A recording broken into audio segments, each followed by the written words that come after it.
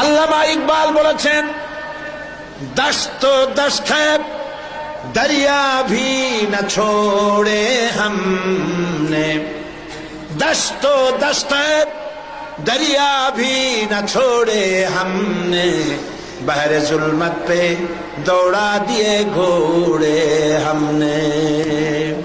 প্রান্ত প্রান্তর শ্রাবণের উত্তাল তরঙ্গমালার উপর দিয়ে টাইগ্রিসের বুক ঝাঁপায়া অশ্ববাহিনী সাথে করে নিয়ে আমরা দরিয়া পাড়ি দিয়ে দরিয়ার উপরে আফ্রিকার ভূখণ্ডে গিয়ে ইসলামের পতাকা উড্ডীন করেছি। সেই মুসলমান আমরা।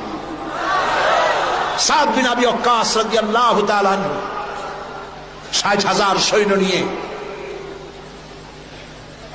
পারস্যের বহরাস নগর অবরোধ করে দরিয়া পাড়ি দিয়ে পার যাবে। বললেন সাহাবীরা, সামনে দরিয়া পারাপারের জন্য কোনো ব্যবস্থা নাই, কি করতে চাও? ইসলাম দরিয়ার এপারে থাকবে না ওপারেও নিবা?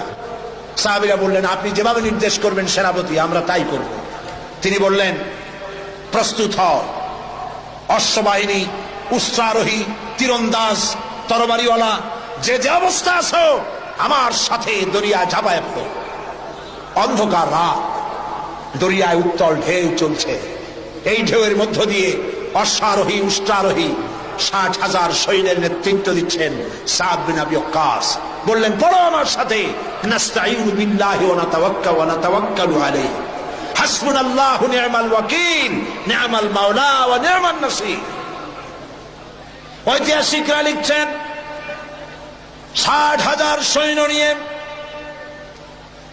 এই দরিয়া পাড়ি দিয়ে নদীর ওপারে চলে যাওয়ার পর তিনি জিজ্ঞেস করলেন, সবাই তোমরা এসেছো কিনা?